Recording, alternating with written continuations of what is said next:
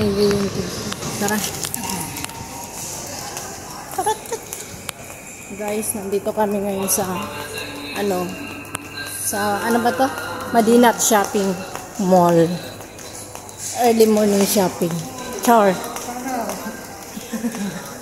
Pero bumili lang kami ng lotion. Nagkape lang kami dito sa mall. Char. Yan nga pala si Nora May. Pumasok sa mall, nakapag-jama. Ngayon na naman kami magkasama kasi.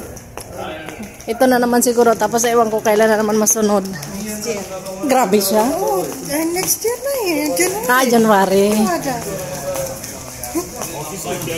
Hi, brother. Sorry.